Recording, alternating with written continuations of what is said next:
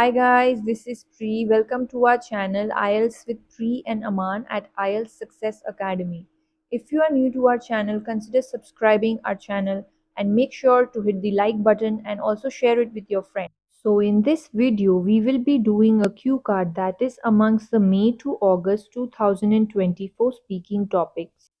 So I had scored band 9 in my speaking test and I wanted to share some secrets with all of you so that you can achieve the same band score in your exam. So let's look at the topic. Describe a uniform you wore at your school or work. You should say when you wore it, who bought it for you, what it looked like, and how you felt about it. So let's look at a sample answer that I have created for you all. Uniforms are crucial both at workplaces or educational institutions as they inculcate a sense of discipline as well as promotes equality amongst each other. And today I would like to speak about my attire at school. So crucial means important. Educational institution is another way of saying school. It is a synonym for school. Inculcate means to facilitate or to promote, and equality means to treat everyone in the same way. Alright, so let's continue. My mother purchased my uniform when I was in 9th standard, and I was wearing it till my 12th standard as I did not change much physically.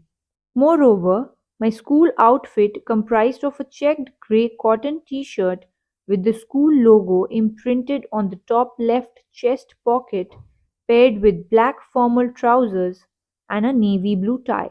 So as you all can see, we have used a lot of synonyms instead of repeating uniform again and again. We used attire, we have used outfit.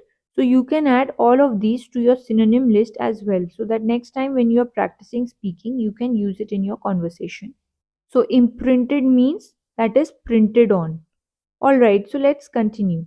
Additionally, on weekdays, all students were required to wear black formal shoes, while on weekends they were supposed to put on white athletic shoes. So, as you all can see, we have given a good description about how the uniform looked like.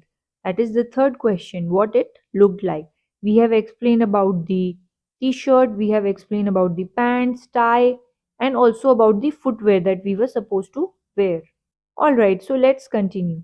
Besides that, irrespective of the footwear style, white socks were mandatory to wear on all days.